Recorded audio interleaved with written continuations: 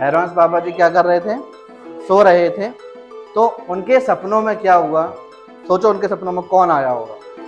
ये इन्होंने देखा कि दोनों ट्राइंगलों के बीच में फाइट हो रही है। दो ट्राइंगल कैसे थे? ये तो लड़ाई है किस चीज की? लड़ाई है भाई साहब इन दोनों के बीच वर्चस्व की, कि कौन बेहतर है। हम दोनों में, इस वाले में और इस वाले में, दोनों आपस में लड़ रहे हैं, बोल रहे हैं कि बेहतर कौन सा था। बेचारे इस ट्राइंगल का मुंह बन जाता है। कैसा मुंह बन जाता है इस ट्राइंगल का बेचारे का? वो बेचारे बड़े दुखी हुए। तो उन्होंने बोला तथास्तु, तेरा भी एक फॉर्मूला बन जाएगा, जिस फॉर्मूले को भविष्य में लोग हेरोंस फार्मूला के नाम से जानेंगे। और वो फॉर्मूला बन गया। फॉर्मूला क्या बना? मतलब जब तक हेरोंस फार्मूला नहीं था ना, जब तक हेरोंस फार्मूला नहीं था, उससे पहले हम राइट एंगल ट्राइंगल को छोड़कर कोई अगर ट्राइंगल आ जाता तो हम उसका एरिया फाइंड नहीं कर पाते। लेकिन जब से हेरोंस फार्मूला आया तब से तो भाई साहब ट्राइंगलों का एटीट्यूड ही चेंज हो गया। तो ट्राइंगल बोलते थे अब तो कोई सा भी ट्राइंगल आ जाए हम तो सारे एरिया फाइंड कर सकते हैं। और ये क्वेश्चन पेपर में बहुत आता है, तो इस क्वेश्चन को अपन किस कैटेगरी में डाल देते हैं? सुपर स्टार वाले क्वेश्चन। ठीक है, चलो हम स्टार्ट करते हैं। आज हम लोग स्टार्ट करने वाले हैं, तुम लोगों को बोर्ड पर दिखाई दे गया होगा। आज हम क्या स्टार्ट करेंगे? Chapter number 10। चैप्टर नंबर 10 का बेटा नाम क्या है? Herons formula. हेरोंस फार्मूला है क्या? जरा इस चीज को मेरा अच्छे से समझेंगे कि व्हाट इज हेरोंस फार्मूला। एक मैथमेटिशियन थे, उनकी फोटो आगे लगी होगी, नहीं लगी भाई साहब क्योंकि उनकी फोटो गंदी थी। आपकी बुक में है, चेक कर सकते हो, बुक में दी होगी, चैप्टर के फ्रंट पेज पे लिखी होगी, बनी होगी, सॉरी। तो सबसे पहले तो हेरोंस बाबा की जय बोलेंगे हम, क्योंकि चैप्टर देन किसकी है? हेरोंस बाबा की। एक मैथमेटिशियन थे जिनका नाम था हेरोंस। तो उन्होंने एक फॉर्मूला बनाया, जैसे आप लोगों ने फिजिक्स में भी देखा होगा। फिजिक्स में हम लोग पढ़ते हैं न्यूटन्स लॉ ऑफ मोशन, पढ़ते हैं कि नहीं पढ़ते हैं? एक और एग्जांपल, भाई आप अभी कोचिंग पढ़ते हैं, कहाँ पढ़ने आए हो? कोचिंग का नाम क्या है? क्यों परमार क्लासेस बोला जाता है? क्योंकि मेरा सरनेम क्या है? परमार। मैंने अपने नाम के हिसाब से कोचिंग का नाम भी रख दिया। तो ये कुछ मैंने तुम्हें एक एग्जांपल दी। इस चैप्टर को हम हेरोंस फार्मूला इसलिए बोलते हैं क्योंकि एक मैथमेटिशियन थे, उन मैथमेटिशियन का नाम था बेटा हेरोंस। उन्होंने एक फार्मूला बनाया और उस फार्मूले के नाम पर चैप्टर, उस फार्मूले के पूरे चैप्टर में हमें उस फार्मूले को पढ़ना है। तो चैप्टर का नाम भी क्या हो गया फिर? Herons formula. और इस फार्मूले को भी हम क्या बोलते हैं? Herons formula. अब ये फार्मूला है क्या, जरा ये समझते हैं। ये फार्मूला है क्या?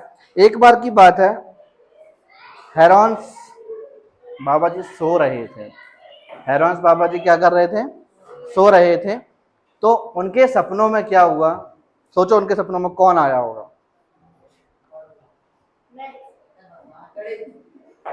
उनके सपनों में कोई हीरोइन वीरोइन नहीं है, चिंता मत करो, हम उल्टा सोचते जा रहे हैं हमेशा। उनके सपनों में दो ट्राइंगल आए। कौन आए सपनों में? दो ट्राइंगल। सपना भी सोच, देख लो कैसे आए। और सपनों में दो ट्राइंगल थे कौन कौन से?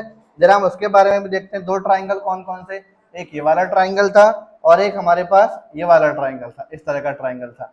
तो दो ट्राइंगल आए और सपनों में वो क्या कर रहे हैं? वो रेफरी बन गए हैं। रेफरी समझते हो? आप लोगों ने WWE देखी होगी, 1 2 देखा है कि नहीं देखा? तीसरे में तो खुद लौट जाता है वो रेफरी, देखा है कि नहीं? हाँ?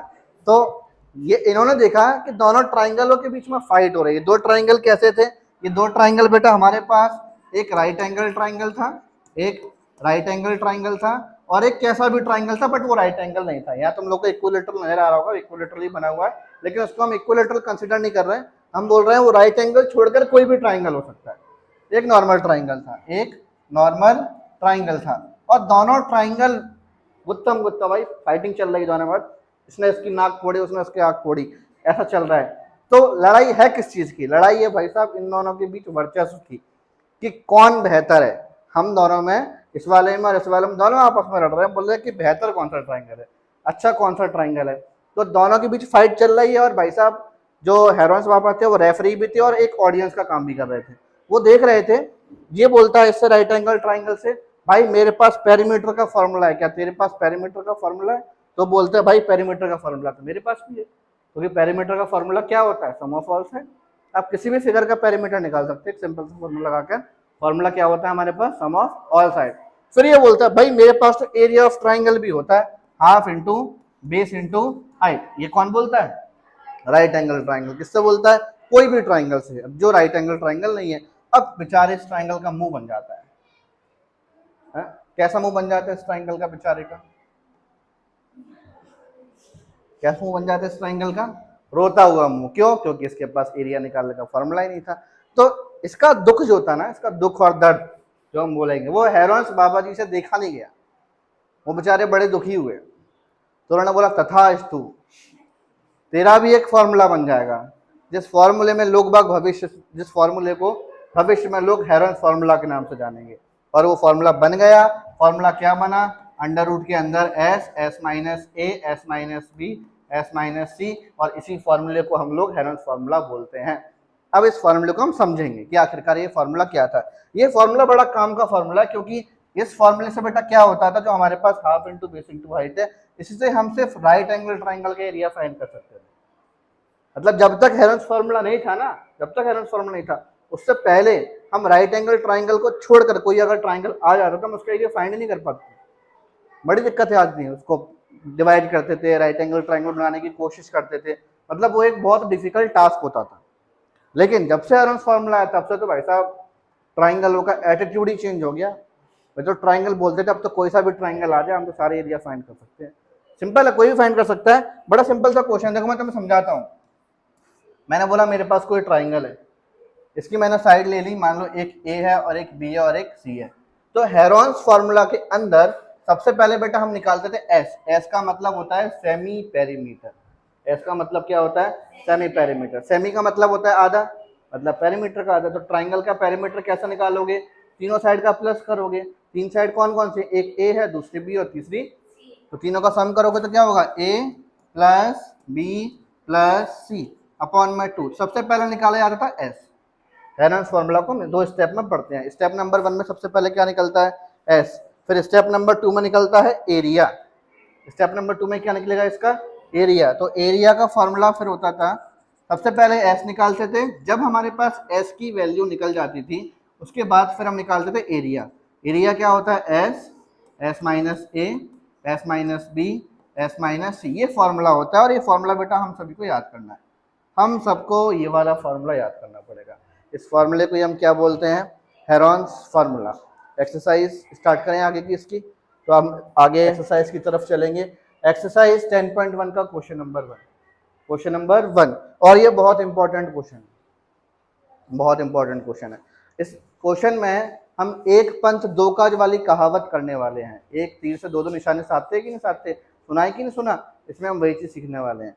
पेपर में एक क्वेश्चन आता है, पेपर में एक क्वेश्चन आता है, प्रूव दैट, जो एनसीईआरटी का क्वेश्चन नहीं है, ध्यान रखना, prove that area of triangle, area of equilateral triangle, जो इक्विलेटरल ट्राइंगल होता है ना, इक्विलेटरल ट्राइंगल, उसका एरिया जो होगा अंडर रूट 3/4 ए स्क्वायर। क्योंकि अब बेटा आप लोग बड़ी क्लास में आ चुके हो, ये फॉर्मूले भी प्रूव करने के लिए आ जाते हैं। बताओ कि भैया हमारे पास एरिया ऑफ इक्विलेटरल ट्राइंगल का एक फॉर्मूला होता है, शायद तुम लोगों ने नहीं सुना होगा, अब सुन लो।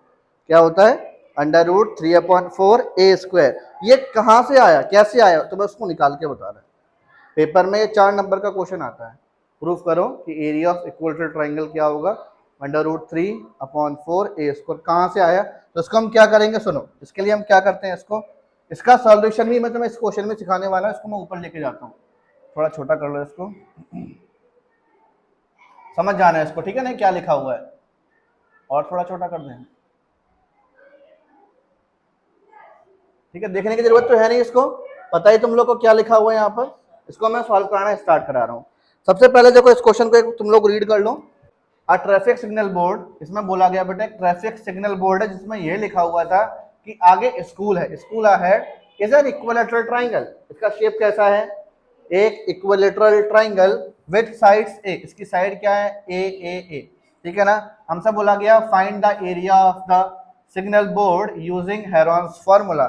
इस पूरे का एरिया निकालो हेरोन्स फॉर्मूला की हेल्प से। तो सुनो, सबसे पहले बेटा हम क्या निकालेंगे? एस। एस कैसे निकालते हैं? तीनों साइड्स को प्लस करोगे और 2 से डिवाइड करोगे। तो एस निकालने का फॉर्मूला ही होता है A plus B plus C upon 2। तो S is equal to A B C, तीनों ही ए है कि नहीं है?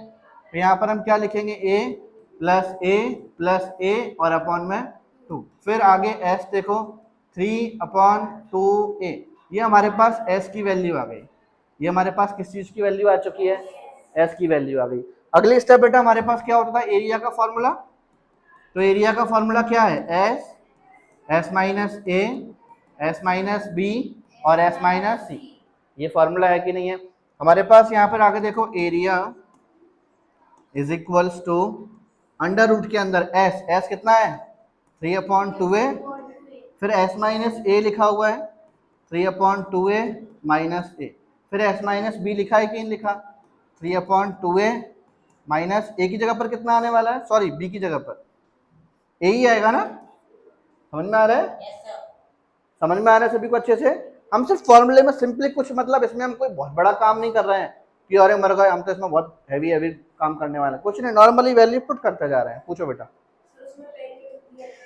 बेटा हमें पहले, हम आगे पहुंचे नहीं है, पहले हम यहीं तक की बात कर रहे हैं, उसके बाद क्वेश्चन पढ़ नहीं रहे, वहां हम जाएंगे अभी थोड़ी देर बाद, क्योंकि मैं तुम्हें एक साथ दो काम करने सिखा रहा हूँ, मुझे ये भी चीज भी प्रूफ करानी है ना। ऊपर देखो कि area of equilateral triangle √3/4a² कैसे आता है, मैं तुम्हें वो सिखा रहा हूँ पहले, उसके बाद अपन इस पेरीमीटर वाली बात पढ़ेंगे, ठीक है?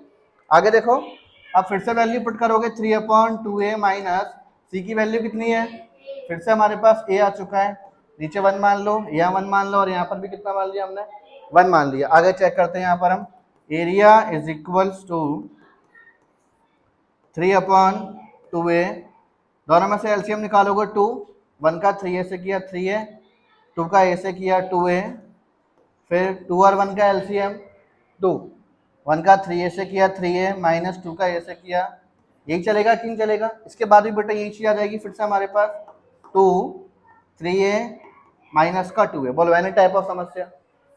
यहाँ तक सारी कहानी सभी को समझ में आ रही है अच्छे से? आगे चलते हैं, आगे देखो बेटा, इसमें अब आगे हम क्या करने वाले हैं, इसमें आगे देखो, आगे बढ़ते चलो। Area is equals to 3/2a, 3/2a।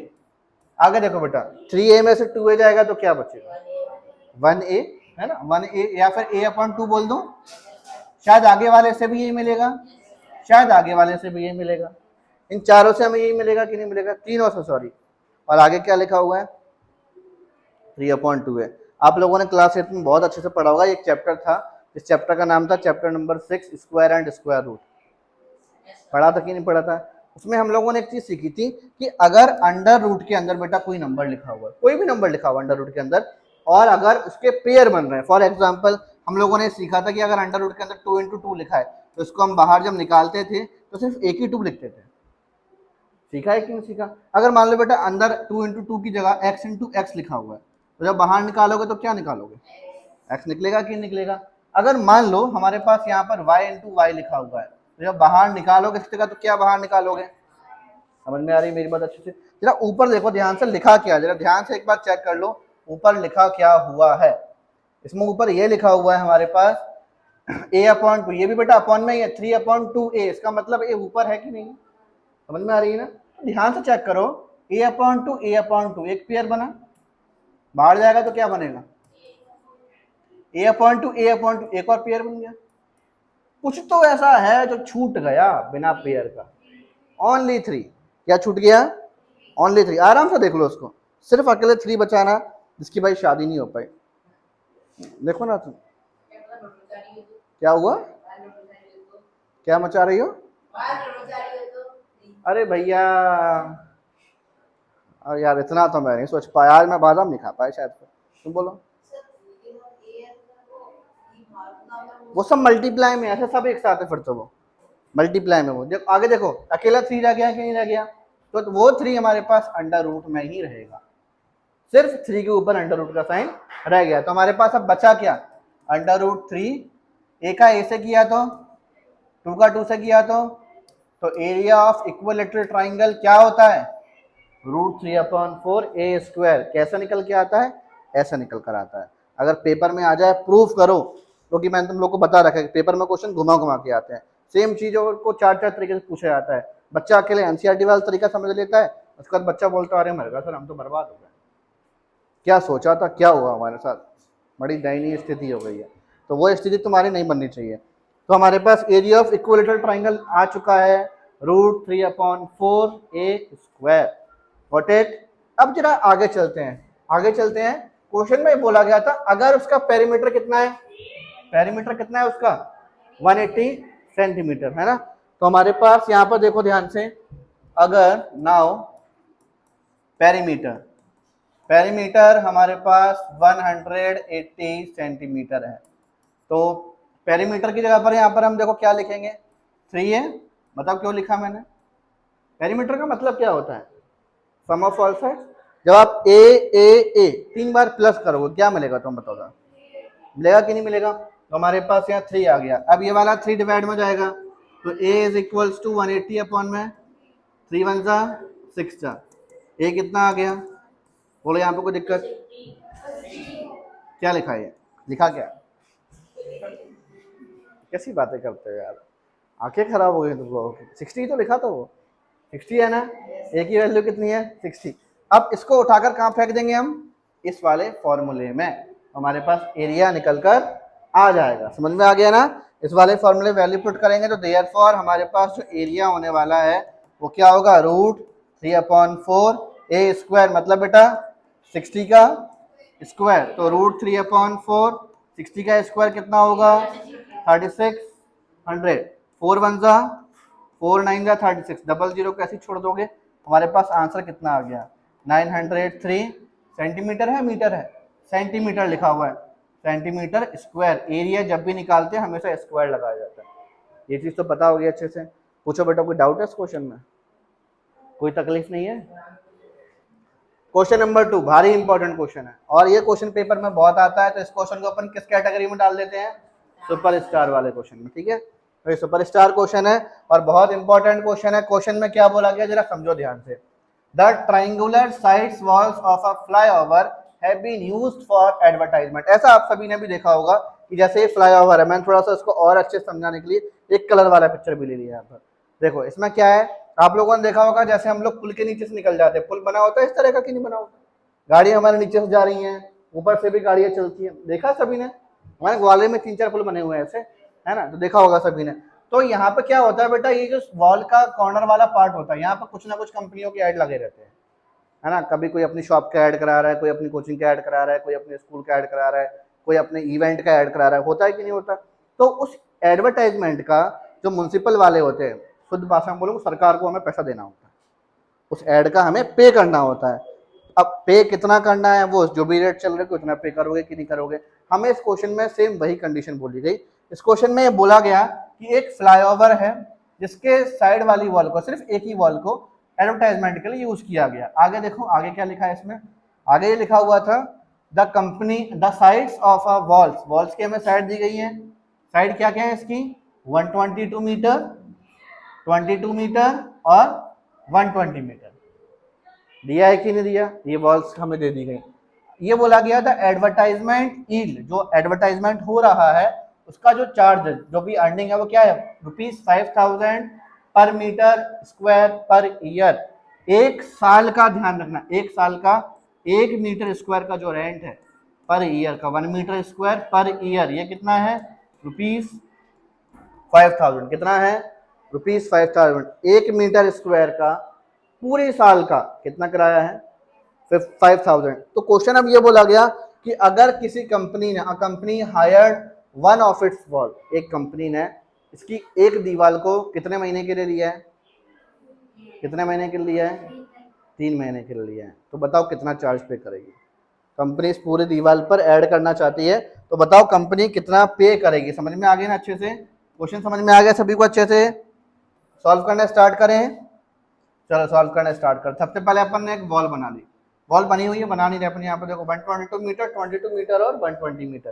तो इस ट्राइंगल को अपन ने मान लिया लेट ए कितना है हमारे पास, बी कितना है हमारे पास और सी कितना है हमारे पास, यहाँ 120 मीटर। ए आ गया, बी आ गया और सी आ चुका है।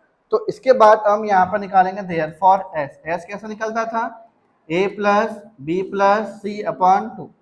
एस मतलब क्या होता है सेमी पेरीमीटर, सेमी पेरीमीटर। तो अब a plus B plus C 122 plus 22 plus 120 और अपॉन में कितना आ जाएगा, आएगा कि नहीं आएगा, ये हमारे पास 2 आ चुका है। आगे देखो 122 22 120 अपॉन, ये 264 अपॉन 2 हो जाएगा, कितना हो जाएगा 264 अपॉन में 2। फिर इसको हम काटेंगे, 2 1 जा 2 और ये 132। तो हमारे पास फाइनली एस की वैल्यू कितनी निकल कर आ गई, एस कितना निकल कर आ गया एस हमारे पास 132 मीटर, एस हमारे पास 132 मीटर आ चुका है, ये एस आ गया। अब एरिया का फॉर्मूला लगाओगे, एरिया का फॉर्मूला सब लोगों को याद है कि नहीं है? एरिया का फॉर्मूला बेटा हमारे पास ये होता है अंडर रूट के अंदर s, s minus a, s minus B और एस माइनस सी, यही होता है। कौन ने बोला राइट एंगल ट्राइंगल? किसने बोला राइट एंगल ट्राइंगल? बेटा हम लोग मैथ्स पढ़ रहे हैं, मैं तुम्हें एक बात बता दूं, हम लोग क्या पढ़ रहे हैं? मैथ। मैथ्स में हम अपने हिसाब से कोई चीज नहीं मान सकते, या तो लिखा हुआ हो या बना हुआ हो। यहाँ पर अगर इस फिगर के अंदर ऐसा कहीं साइन होता तो मैं इसको राइट एंगल बोल सकता था, या क्वेश्चन में कहीं मेंशन होता तो मैं इसको राइट एंगल बोल सकता था।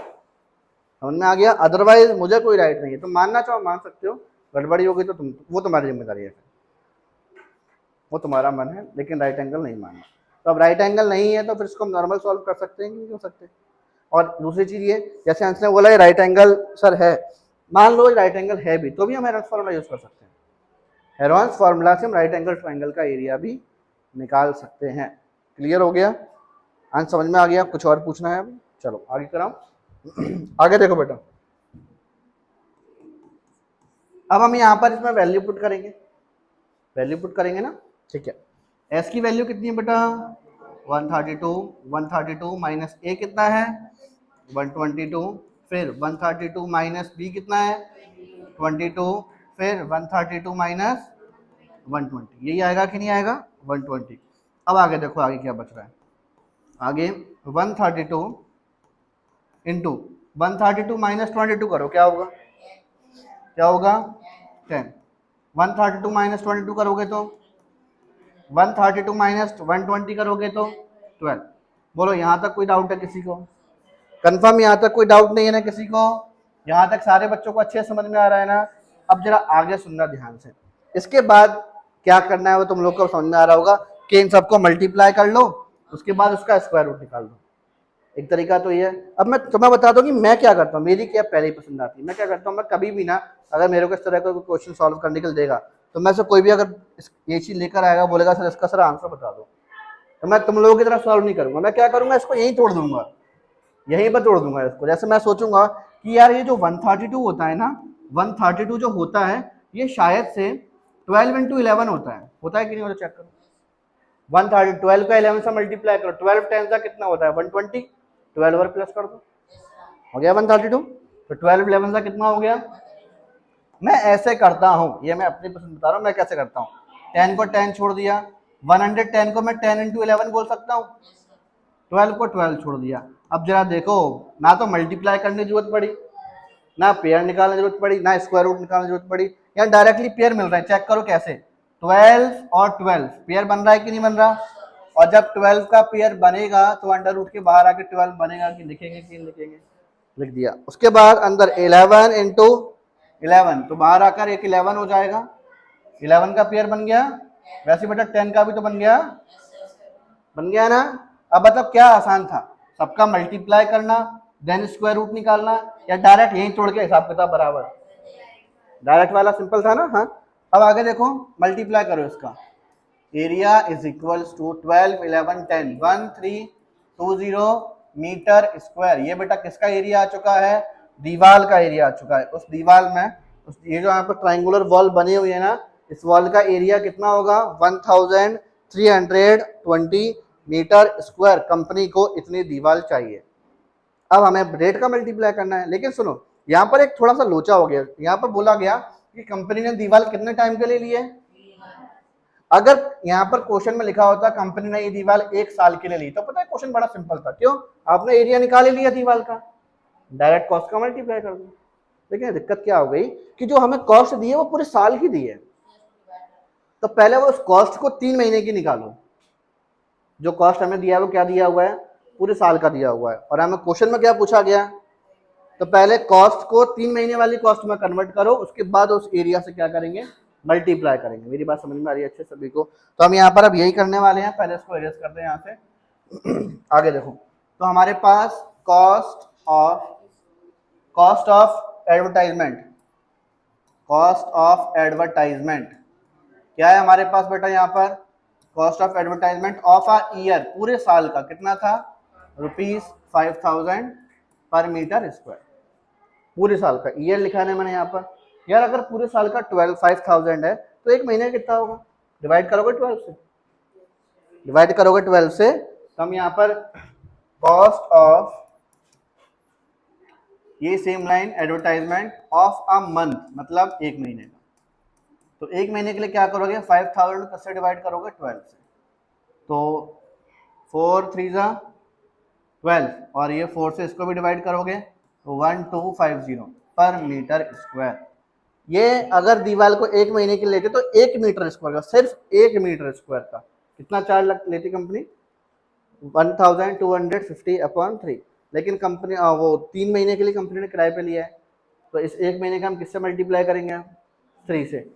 देखो मैं आपको फिर बता दूं बेटा, हमें पूरे साल का दिया हुआ था, क्वेश्चन में 3 महीने का पूछा है, तो साल वाली कॉस्ट को हम 3 महीने की निकाल रहे हैं। पहले 3 महीने की कॉस्ट मिलते ही फिर हम धमाका कर देंगे, फिर सीधे एरिया से मल्टीप्लाई कर देंगे और आंसर आ जाएगा।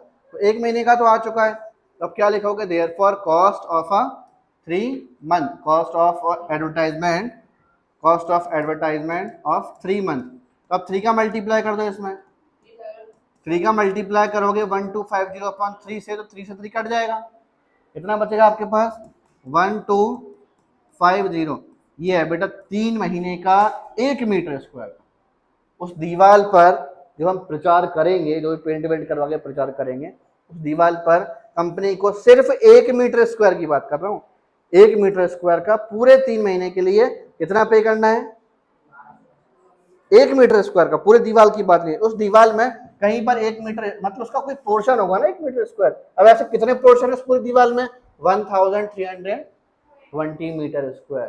तो जब उस 1 मीटर स्क्वायर का ये चार्ज है तो पूरे का कितना होगा? मल्टीप्लाई करोगे भाई, मार्केट में जाते हो 1 सेब 5 रुपए का आया तो 25 सेब कितने के आएंगे? मल्टीप्लाई तो करोगे, और क्या करोगे? यही मान लो कि 1 सेब इतने का आ रहा है तो भैया इतने सेब कितने के आएंगे? मल्टीप्लाई करके निकालेंगे। तो हम यहाँ पर अब लिखेंगे देयरफॉर, ये क्वेश्चन बहुत इंपॉर्टेंट क्वेश्चन था। कंपनी पेड, कंपनी कितना पेड करेगी?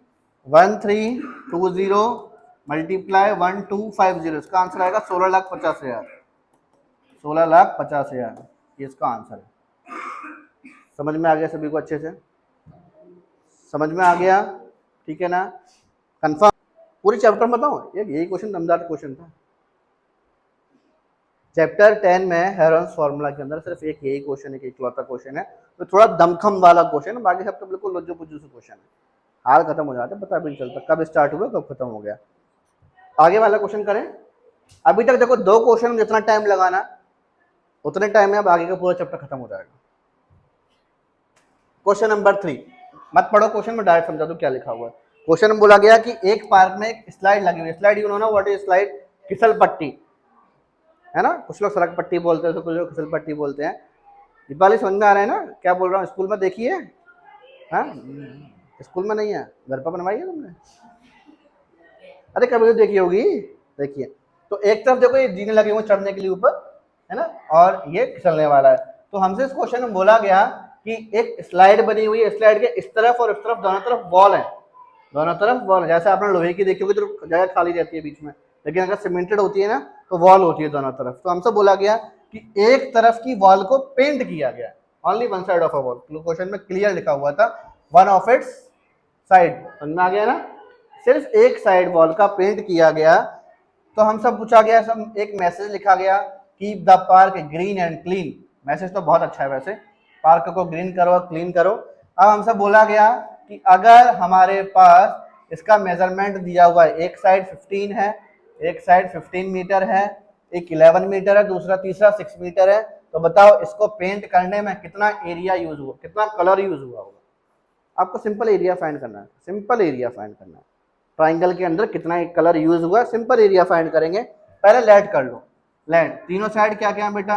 एक 15 मीटर, बी वाला 11 मीटर, सी वाला 6 मीटर। सबसे पहले हम क्या निकालते हैं?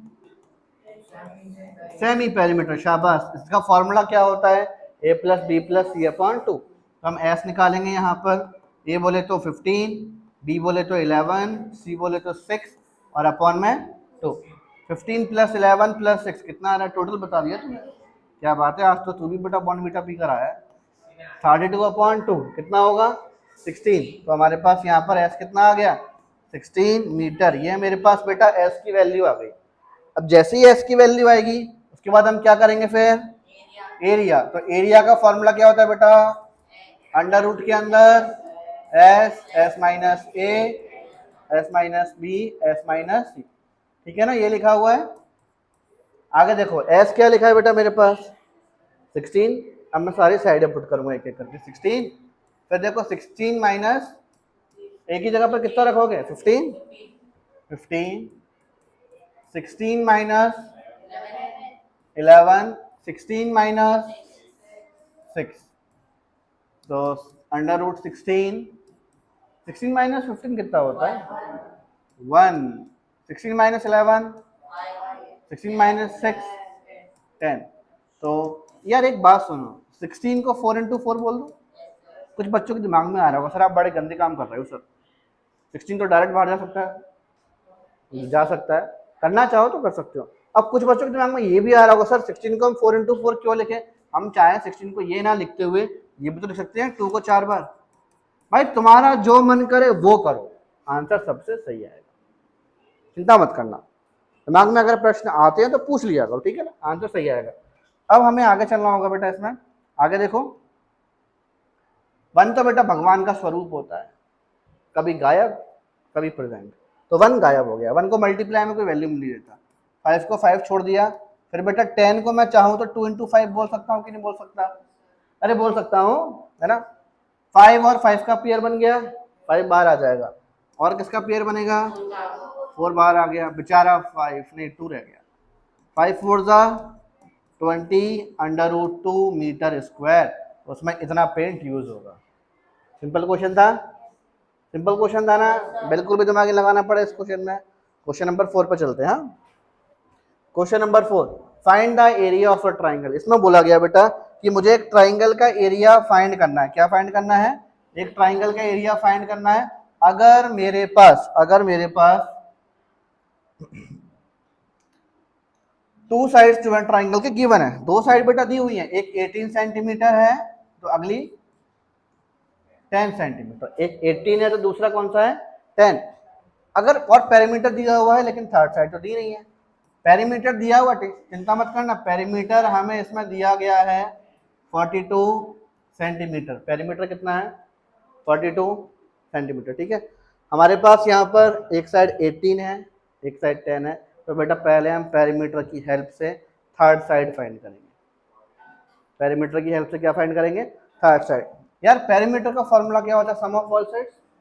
मान लो थर्ड साइड को मैंने x मान लिया। मान लो मानने में क्या जाता है थर्ड साइड क्या मान लिया x। तो एक 18 है 18 प्लस 10 प्लस x और ये 42। 18 प्लस 10 कितना होगा प्लस x और ये यहाँ चले जाएगा x is equals to 42 minus 28। x कितना आ गया यार अब लग नहीं रहा इस क्वेश्चन में बचा क्या करने के लिए। बताओ क्या रह गया आपको। ट्राइंगल का एरिया निकालने में कितनी साइड चाहिए होती है। भगवान की दुई बेटा हमारे पास 2 थी। भगवान की दी हुई हमारे पास 2 थी तीसरी थी नहीं अपन ने बेटा मेहनत से हासिल कर ली। थर्ड साइड अपने पास आ चुकी है। अब तो आग लगा दोगे कंफर्म। तो इसके बाद एरिया निकालोगे ना यहाँ पे लिखोगे देयरफॉर लेट ए कितना है आपके पास 18 बी कितना है 10 और सी कितना है 14। तो देयरफॉर पहले एस का फॉर्मूला लगाना a plus B plus C upon 2। Perimeter तो बेटा आपको दिया हुआ था 42 आप डायरेक्टली भी यूज कर सकते हो उसका डिवाइड कर दो 21। अब इसके बाद क्या करोगे एरिया का फॉर्मूला लगा दोगे कर लोगे तो इसके बाद का पोर्शन तुम्हारा क्या हो गया DIY डू इट योरसेल्फ। ठीक है question number 5 sides of a triangle. ये भी एक अच्छा खासा क्वेश्चन है। इसको हम सुपरस्टार तो नहीं बोलेंगे लेकिन इंपॉर्टेंट क्वेश्चन है। हमसे बोला गया कि हमारे पास कोई एक ट्राइंगल है जिसका पेरीमीटर गिवन है और उसके साइड्स के रेशियो दी गई है। कोई ट्राइंगल उसके तीनों साइड गायब है साइड हमें एक भी नहीं। साइड्स का रेशियो दिया हुआ रेशियो क्या है 12 रेशियो 17 रेशियो 25। तो यहाँ पर हमने लेट कर लिया let sides of a triangle sides of a triangle B 12x, 17x और 25x। हमने मान लिया कि ट्राइंगल की साइड हमारे पास क्या है, एक 12x है, एक 17x है और एक 25x है। ठीक है, इसके बाद अब यहां पर देयरफॉर पेरीमीटर कितना था, 540 सेंटीमीटर। यार पेरीमीटर निकलता कैसे है ये बताओ, सम ऑफ ऑल साइड्स करके। साइड्स कौन कौन से, एक 12x, एक 17x और एक 25x और ये 540, इनको प्लस करो क्या आने वाला है, 12x, 29x और ये 54x और ये कितना है 540। 54 डिवाइड में जाएगा कि नहीं जाएगा, 54 डिवाइड में जाएगा, तो x is equals to 540 upon 54, 54 बन जा और ये 10 जा, तो x कितना आ गया हमारे पास, x कितना आ चुका है हमारे पास। अब ये जो x 10 निकल कर आए ना, तो देयरफॉर इसकी हेल्प से हम सारी साइड्स फाइंड कर सकते हैं। तो देयरफॉर फर्स्ट साइड आप इसको a नाम दे दो, तो a हमारे पास क्या था बेटा, पहली साइड 12x, तो x की वैल्यू हमने कितनी निकाली, तो 12 का मल्टीप्लाई किससे करोगे, 10 से, तो 12 का 10 से मल्टीप्लाई करोगे तो आपके पास यहाँ पर 120 सेंटीमीटर ये पहली साइड आई है। उसके बाद b सेकंड साइड, ये कितना है 17x, मतलब 17 इंटू 10, तो 170 सेंटीमीटर। उसके बाद c कितना है 25x, 25 इंटू 10, ये बेटा मेरे पास ट्राइंगल के तीनों साइड आ चुकी हैं। अब बताओ आगे लगा पाओगे, पूरा सॉल्व कर पाओगे, कंफर्म, आगे बढ़ जाएं। तो इसके बाद का जो पोर्शन है वो तुम्हारा क्या हो गया, DIY। चलो last question of this chapter, इस चैप्टर का लास्ट क्वेश्चन, ठीक है, छोटा चैप्टर था।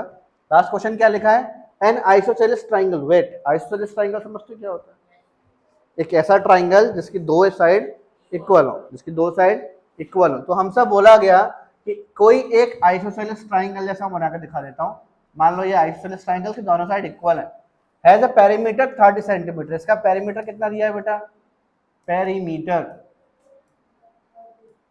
इसका पेरीमीटर कितना है 30 centimetre, and each of the equal sides, और जो इसकी इक्वल साइड्स है वो क्या है 12 सेंटीमीटर और 12 सेंटीमीटर। उसकी जो इक्वल साइड है वो हमें क्या दी गई है 12 सेंटीमीटर और 12 centimetre. Find the area of the triangle, मुझे इस पूरे ट्राइंगल का एरिया फाइंड करना है। बात सुनो, तीसरी साइड इसमें भी गायब है, थर्ड वाली साइड जो उसका बेस है गायब है कि नहीं है, इसको मान लो मैंने क्या मान लिया। ये क्वेश्चन तुम्हें इस वाले क्वेश्चन के जैसा नहीं लग रहा है, थोड़ा बहुत लग रहा है कि पूरा पूरा लग रहा है, लग रहा है। करण अर्जुन, मेरे करण अर्जुन आएंगे, देखिए मूवी देखिए, तो बस आ गए वो, अब करण अर्जुन आ चुके हैं। ठीक है, तो यहाँ पर हम पेरीमीटर की जगह पर क्या लिखेंगे, इन तीनों साइड्स का सम। ठीक है, तो 12 प्लस 12 प्लस x और ये 30, तो आपके पास यहाँ पर बेटा 12 12 24 प्लस x और ये 30, 24 यहाँ चले जाएगा, x is equals to 30 minus 24, x कितना आ जाएगा, बोलो कोई दिक्कत, कोई दिक्कत। थर्ड साइड भी आ गई बेटा, क्या करना बाकी रह गया, आग लगाना बाकी रह गया, लगा दोगे आग, बिना मिट्टी का तेल डाले इसको आग लगा सकते हो तुम। तो इसके बाद इसी के साथ ये क्वेश्चन जैसे तुम कंप्लीट कर लोगे पूरा का पूरा, इस पर मैं लिख देता हूँ DIY। जैसे तुम ये वाला क्वेश्चन पूरा कंप्लीट कर लोगे, इसी के साथ तुम्हारा चैप्टर भी खत्म हो जाएगा NCERT के हिसाब से। समझ में आ गई मेरी बात सभी को अच्छे से, मेरी बात सभी को अच्छे समझ में आ रही ना। चलो बेटा अब छापना स्टार्ट करो।